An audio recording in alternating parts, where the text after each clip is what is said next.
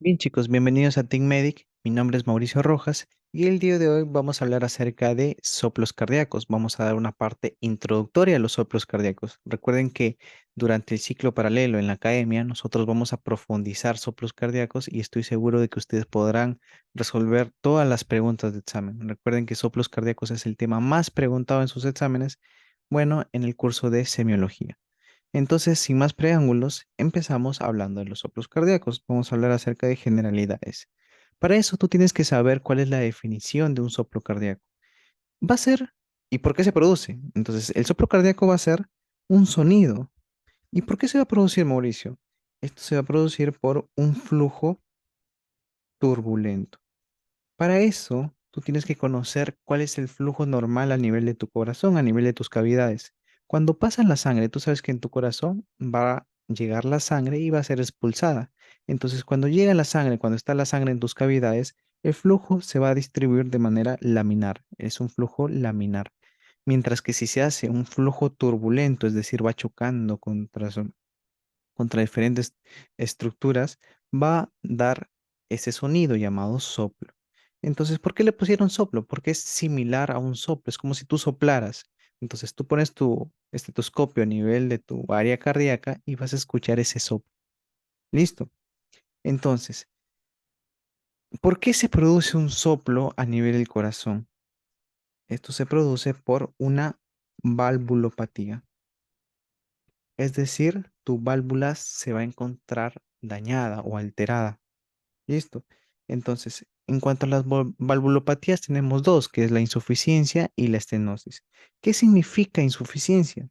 Quiere decir que la válvula no cierra bien, ¿sí? Hay un mal cierre de válvula. En la estenosis, ¿qué significa? Que no abre bien, no abre bien tu válvula, ¿sí? Entonces, tú sabes que las válvulas están en constante cierre y en constante apertura, ¿sí? Para dejar pasar la sangre o para que más se mantenga la sangre y pues se llene esa cavidad, ¿no? Que ahorita lo vamos a explicar en cuanto a ciclo cardíaco. Bien, entonces ahorita nos vamos a pasar al ciclo cardíaco. Para que tú logres saber bien soplos cardíacos, es necesario que tú tengas una noción, una idea del ciclo cardíaco y un poco de anatomía cardíaca, ¿sí? Entonces, en cuanto al ciclo cardíaco, ¿qué parte nos interesa? Sobre todo lo que pasa a nivel de los ventrículos. Entonces, el ciclo cardíaco corresponde a la sístole y a la diástole. Entonces, ¿qué pasa con tus ventrículos? ¿Sí? Con tus ventrículos en la sístole. En primer lugar, ¿qué es la sístole? Es la contracción de estos ventrículos. Por lo tanto, mira, acá están tus ventrículos. Lo voy a poner de color verde. Acá hay un ventrículo y acá hay otro ventrículo. Entonces, imagínate, estás en tu ventrículo. Se está llenando de sangre, que lo voy a dibujar con este mostaza. ¿Sí? Se está llenando de sangre. Entonces, ¿qué significa sístole? Significa la contracción de tu ventrículo. Por lo tanto, esta sangre se va a eyectar. Hay una eyección de sangre, ya sea hacia la arteria pulmonar o hacia la aorta. ¿Sí? Entonces, ¿cómo crees que deben estar tus válvulas acá, a este nivel? Tus válvulas pulmonares y tus válvulas aórticas. ¿Sí? ¿Cómo creen que están tus válvulas? Deben estar abiertas, pues, para que pase la sangre desde el ventrículo, ya sea a la arteria pulmonar o hacia la aorta, para que sea eyectado, ¿no? Entonces, a nivel de la sístole, las válvulas, en este caso sigmoideas o semilunares, deben estar abiertas. ¿Y cómo deben estar las válvulas auriculoventriculares? ¿Cómo creen que deben estar? Deben estar cerradas, pues chicos, porque la finalidad es que vaya hacia este lado, no hacia este lado. Si esta está abierta, pues se regresa tu sangre, ¿no crees? Entonces esta debe estar cerrada, por lo que acá está. En la sístole, el ventrículo se contrae para eyectar la sangre, por lo tanto, las válvulas auriculoventriculares deben estar cerradas y las válvulas sigmoideas, ¿ya? Sigmoideas o semilunares son lo mismo, o semilunares deben estar abiertas, ¿sí? Mientras que pasa en la diástole, ¿cuál es la finalidad de la diástole? La finalidad de la diástole es que se llene de sangre tu ventrículo. Entonces, para que se llene de sangre tu ventrículo, ¿qué debe de pasar? Que la sangre desde tu aurícula pase a tu ventrículo, pues. Y para eso, ¿cómo debe estar tu válvula auriculoventricular? ¿Debe estar cerrada o abierta para que pase la sangre? Debe estar abierta, ¿cierto? ¿Y cómo debe estar esta válvula, sigmoidea o semilunar? Debe estar cerrada porque la única finalidad de la diástole, ¿cuál es? Relajarse y llenarse tu ventrículo. Por lo tanto, las válvulas auriculoventriculares deben estar abiertas y las sigmoideas deben estar cerradas. Entonces ya tienes más o menos una idea de cómo es el ciclo cardíaco, ¿sí? Entonces, para eso, o sea, te di una idea, pero ahorita vamos a mezclar fisiología con anatomía. Entonces, los clínicos, chicos, los clínicos, los médicos clínicos, lo hacen de manera más sencilla, todo lo hacen más sencillo para diagnosticar rápido. Para esto, lo dividen al corazón en dos. ¿Sí? Lo dividen en una parte o en un lado derecho y lo dividen en un lado izquierdo. En el lado derecho, si te preguntara, ¿qué válvulas hay en el lado derecho?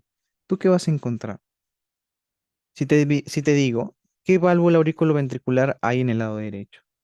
Está la válvula tricuspidea. ¿Y cuál es su válvula sigmoidea? La válvula pulmonar. Listo, entonces empezamos hablando del ciclo cardíaco solamente en el lado derecho. Entonces, bien, le llega la sangre, ¿sí? Del lado derecho por la vena. ¿Qué vena es esta? La vena cava. Le llega la sangre y se llena acá tu aurícula.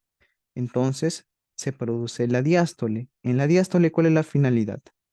Que la sangre que está, o te estoy hablando de en qué pasa en el ventrículo, ¿ah? En la diástole, ¿qué pasa en el ventrículo? La sangre que está en tu aurícula va a pasar a tu ventrículo, es decir, se va a llenar. Por lo tanto, tus válvulas auriculoventriculares, o sea, la válvula tricuspidia en este caso, va a estar abierta, ¿no? Permitiendo el paso. Listo. Entonces, supongamos que ya se llenó. Ya se llenó, ya se llenó. Y ojo, las válvulas simoideas deben estar cerradas, ¿cierto? Listo, se está llenando, se está llenando. Mira, voy borrando poco a poco. Se está llenando, se está llenando, se está llenando. Y obviamente el abajo va aumentando, ¿no? El ventrículo va aumentando. Listo, ya se llenó. Una vez que está lleno, esto se cierra, mira. La válvula auriculoventricular, o sea, la válvula tricuspida se cierra. ¿Y cuál se abre? Se abre la válvula pulmonar, ¿sí? Recibe el mismo nombre de su arteria, mira, para hacerte la vía sencilla, arteria pulmonar. Entonces ahí la finalidad de la sístole, ¿cuál vendría a ser? Eyectar la sangre. Perfecto. Entonces su finalidad es eyectar la sangre. Por lo tanto, poco a poco va eyectando su sangre y tú sabes que la válvula auriculoventricular, en este caso la tricuspida, debe estar cerrada y esta sigmoidea, la válvula pulmonar, abierta. Entonces ya estás trome acá en el ciclo cardíaco. Y lo mismo va a pasar en el lado izquierdo. En el lado izquierdo me interesa, como ya te expliqué, me interesa que sepas qué válvulas hay en el lado izquierdo. La válvula aórtica es la válvula semilunar, en este caso en el lado izquierdo, y la válvula mitral es la válvula auriculoventricular en el lado izquierdo. Listo. Algo más que quiero que sepas es que, ¿qué pasa si se regresa la sangre? ¿Qué pasa si se regresa la sangre en el lado izquierdo? ¿Con quién conectaba la aurícula? Obviamente, mira, acá hay sangre a nivel del ventrículo. Supongamos que es un corazón insuficiente. Si no se contrae bien, hay valvulopatías, entonces la sangre se regresa a la aurícula. ¿Y de acá dónde pasa? ¿Con quién conectaba? Que te dije en un inicio, con la vena, ¿no? Entonces se regresa a tu vena. ¿Qué clínica crees que va a presentar? Va a presentar, por ejemplo, ingurgitación yugular. Vas a ver que tu vena yugular se nota porque la sangre se está regresando, ¿no? Ya lo vamos a ver más adelante durante el ciclo, cómo es la ingurgitación yugular. ¿Qué pasa? Va bajando más la sangre y ¿con qué conecta? Con el hígado, ¿cierto? La vena cava. Entonces se congestiona el hígado. ¿Qué empiezas a tener? Dolor abdominal. ¿sí? Dolor a nivel del hipocondrio derecho, es en el cuadrante donde se encuentra el hígado, ¿no? ¿Qué más? Como se sigue regresando a nivel de las venas, el paciente puede presentar edemas periféricos, ¿no? Entonces, para que tengas una idea de la importancia de conocer simplemente cuál es la anatomía y la fisiología. En el lado izquierdo, supongamos que estamos en el lado izquierdo. El corazón, lo mismo, ya se está regresando, se está regresando. ¿Con quién conecta? ¿Con quién crees que conecta? Con los pulmones, porque de la arteria pulmonar se va a los pulmones, ¿no? Se va a los pulmones. Y de los pulmones luego pasa por las venas pulmonares y se conecta con la aurícula, en este caso izquierdo. Entonces, si se está regresando la sangre, ¿sí? ¿Hacia dónde se va? Acá, a nivel de los pulmones, ¿sí? Entonces, ¿qué crees que va a presentar el paciente si se está encharcando de sangre, si se está acumulando la sangre? Va a presentar disnea, ¿no? Va a presentar disnea. Y entonces, si te pongo un ejemplo, el paciente tiene una valvulopatía, si tiene un problema valvular y tiene disnea, ¿en qué lado crees que está? ¿En el lado izquierdo o el lado derecho? En el lado izquierdo. Sí, puede ser aórtica o puede ser mitral. Si el paciente empieza a tener ingurgitación yugular, te pone un caso clínico, valvulopatía, ingurgitación yugular, edemas, dolor en el hipocondrio derecho. ¿En qué lado crees que está el problema? En el lado derecho. Listo. Bien, entonces acá todo lo que te estaba hablando lo llenas. Pues, ¿cuáles son las estructuras relacionadas con el lado derecho? Pues la vena cava, ¿no? La vena cava. Vena cava y en el lado izquierdo el pulmón. Por lo tanto, ahí vas escribiendo cuál es su clínica de cada uno, lo que te he venido describiendo, ¿no? Mira, acá está un poco más esquemático la imagen.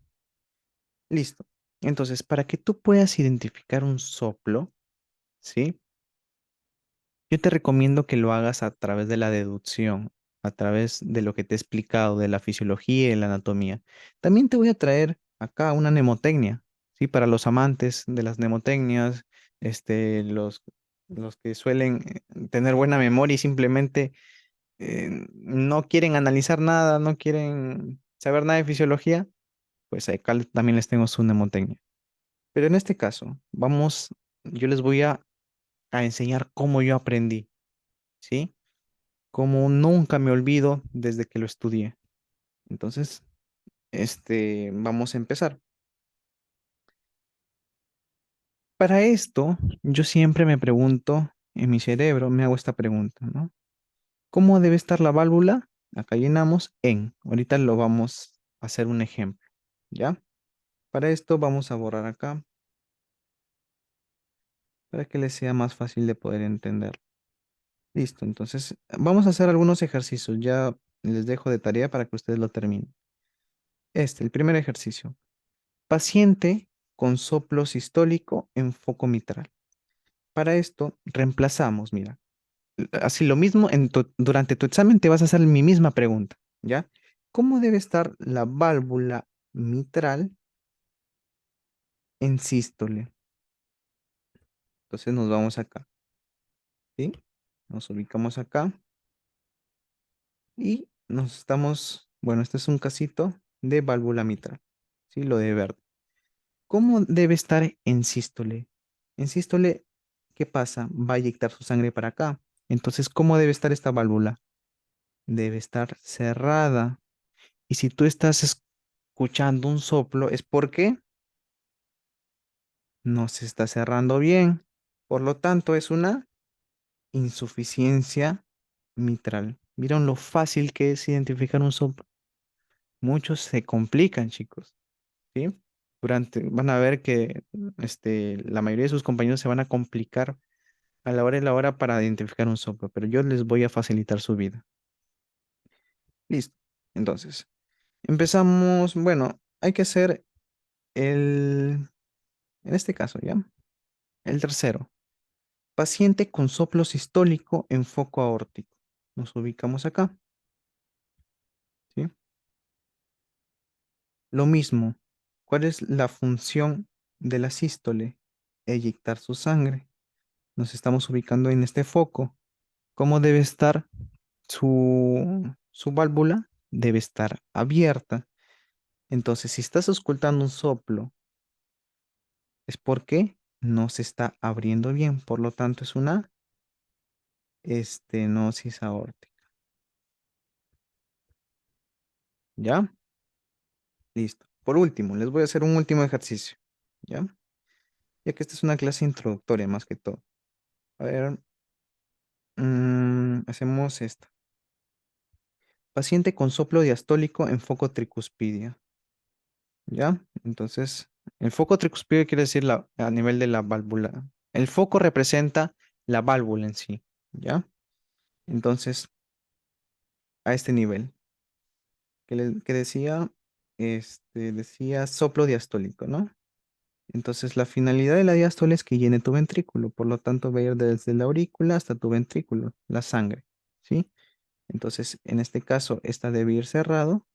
¿Y cómo debe estar la válvula tricuspida? Debe estar abierta. Por lo tanto, si estás auscultando un soplo, es porque no se está abriendo bien. Esta es una estenosis tricuspide. ¿Ya? ¿Vieron lo fácil que es? Listo. Ahora sí, pasamos a la segunda parte de generalidades.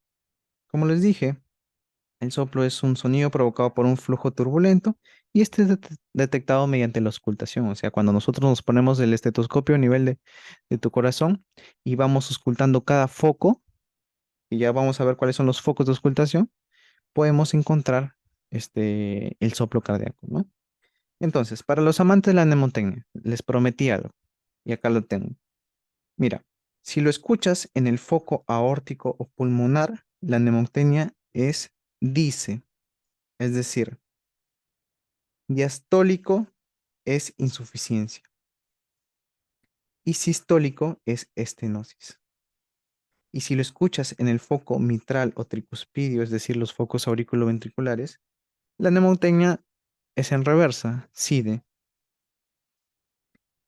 Es sistólico, si es sistólico es insuficiencia y si es diastólico es estenosis. Sí, la verdad, les soy sincero, nunca me lo aprendí de esta forma. Porque a la hora y la hora, cuando estás nervioso, te olvidas. ¿Ya? Pero obviamente no te vas a olvidar algo que lo analizas, ¿no? De por medio, hay varios mecanismos por los cuales llegas a este diagnóstico, ¿no? Entonces no te vas, más difícil que te olvides. Ahora, es importante saber los focos de auscultación, dónde tú vas a poner tu estetoscopio. ¿Sí? Hay diferentes focos de auscultación y cada uno refleja qué está pasando en esa válvula, ¿ya? No quiere decir que ese nivel se encuentra en la válvula, ¿ah? O sea, por ejemplo, el foco aórtico se va a encontrar a nivel del segundo espacio intercostal derecho, línea paraesternal derecha.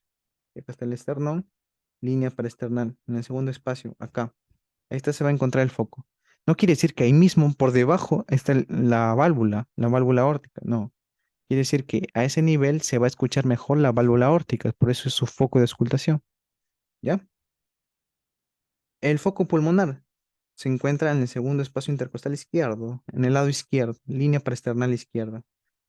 Hay un foco llamado foco de ERF, que es como que un foco extra, es un foco accesorio. También en tu examen te puede encontrar como foco aórtico accesorio, se llama. Aórtico accesorio. ¿Sí? ¿Dónde se va a encontrar? En el tercer espacio intercostal izquierdo, línea paraesternal izquierda. Luego tenemos el foco tricuspidio. El foco tricuspidio, este, ¿dónde se va a encontrar? En el cuarto espacio intercostal izquierdo, línea paraesternal izquierda. Y mira, ¿dónde se va a encontrar el foco mitral? Este no es el único que no se va a encontrar a nivel de la línea paraesternal, sino a nivel de la línea medio clavicular, específicamente ¿dónde? En el quinto espacio intercostal. ¿Ya? Entonces ten en cuenta eso. Y bueno, acá te tengo otra mnemotecnia que es un poco para los amantes de las malas palabras. Listo. Entonces, pasamos a la irradiación. Hay focos que se irradian, chicos. O sea que el sonido que estás escuchando en ese foco, si lo pones, por ejemplo, a nivel de la axila, lo escuchas. Sí, se transmite a ese nivel el sonido. Por ejemplo, el soplo ocasionado por insuficiencia mitral. Sí, o sea, la valvulopatía e insuficiencia mitral, el soplo se irradia hacia la axila, mira. Son típicas preguntas de exámenes que los vas a encontrar en los casos clínicos, ¿ya? Entonces, la estenosis aórtica, ¿dónde se irradia? Hacia la carótida o puede ser hacia te lo pueden poner hacia el cuello o hacia la carótida, arteria carótida, ¿ya? Esas son típicas preguntas de examen. Entonces, esto ya lo vimos, ¿no? En la sístole, las válvulas auriculoventriculares se van a encontrar cerradas y las válvulas semilunares van a estar abiertas. En la diástole, ¿cómo están las válvulas auriculoventriculares? ¿Cuál era la finalidad? Que se llene tu ventrículo, por lo tanto, van a estar abiertas, mientras que las válvulas semilunares van a estar cerradas. De manera de repaso, ¿no? En cuanto a intensidad, a la intensidad del soplo, nosotros nos vamos a basar de acuerdo a una escala que se llama escala de Levine-Harvey. Sí, tenemos 6 grados. Tenemos el grado 1, donde es apenas audible el soplo. Generalmente el grado 1 lo detectan los cardiólogos, ya que su sonido es tan bajito que nosotros los mortales no podemos escucharlo muy bien, ¿no? Mientras que bueno, los doctores que son especialistas en el tema ya pues su oído está acostumbrado, ¿no? A poder detectar estos sonidos. El grado 2 es de escasa intensidad, pero claramente audible por los mortales, o sea, por nosotros. Grado 3 es moderadamente intenso. El grado 4 es intenso, pero ¿cuál es la importancia de saber el grado 4? Es que acá está asociado a trill, el famoso trill, que vendría a ser este es un trill táctil. Quiere decir que si tú pones tus manos, ¿sí? Si tú pones tus manos ahí sobre el foco, tú vas a como que sentir una vibración, te sientes como que vibra el pecho. ¿Sí? Recuerda que el grado 3 no está asociado a trila. Típica pregunta de examen, ¿a partir de qué grado se puede sentir el tril? A partir del grado 4. Entonces, el grado 5 es muy intenso, ¿sí? Frémito fácilmente palpable. Es frémito o tril, lo mismo, ¿ya? Y el grado 6, típica pregunta de examen, es que es tan intenso que puede ser audible con el estetoscopio sin contacto con el tórax. O sea, te pones el estetoscopio y sin que toque el tórax, lo escuchas el sonido. Y pues este está asociado a un thrill táctil y visible. Sientes como, puedes ver cómo vibra, ya acá ya es visible. Entonces, la pregunta es la siguiente. ¿Siempre un soplo es patológico? ¿Qué opinan? O sea, si tú vas a encontrar, por ejemplo, viene un paciente, ¿no? Y tú le detectas un soplo, rápidamente tú vas a decir que esto es patológico y tenemos que averiguar. No, hay hay ciertos criterios que te dicen que un soplo es fisiológico, o sea que es normal. En primer lugar, para que sea fisiológico, o sea normal, debe cumplir los siguientes criterios. Siempre tiene que ser sistólico, es decir, si tú detectas un soplo diastólico, ahí sí ya preocúpate, es porque es un soplo patológico. ¿Sí? El soplo patológico puede ser sistólico o diastólico, pero el fisiológico siempre tiene que ser sistólico. Otra, no está relacionado a thrill, es decir, los soplos fisiológicos van desde grado 3 hasta menos, ¿no? Grado 1, grado 2, grado 3. No está asociado a patología cardíaca, es decir, no tiene que tener ninguna cardiopatía el paciente. Si tiene insuficiencia cardíaca, obviamente eso no es fisiológico, ¿no? Y bueno, está relacionado a procesos de hipervolemia, por ejemplo, fiebre, embarazo, hipertiroidismo, anemia, insuficiencia respiratoria, ¿no? Esos son los típicos soplos fisiológicos. Luego pasamos a la configuración. Para eso les traigo lo siguiente. En cuanto a la configuración, este, vamos a hablar acerca del tiempo, ¿sí? ¿En qué momento del ciclo cardíaco se da? Por ejemplo, proto, ¿qué significa? Proto significa al inicio. Si te digo que este es un soplo Protosistólico quiere decir que se da al inicio de tu sístole, es decir, a este nivel, ¿sí? A este nivel. ¿Qué significa tele? Al final. Si yo te digo, este es un soplo telesistólico, es porque se da al final de tu sístole. Si te digo pan, es porque se da en toda la sístole, ¿sí? Y estos pan generalmente son uniformes. O sea, mira, acá estoy dibujándote la intensidad, mira, son uniformes, mantienen la misma intensidad, ¿ya? Esto obviamente lo vamos a especificar o profundizar más en el ciclo paralelo, ¿no? El pan es toda la sístole o toda la diástole.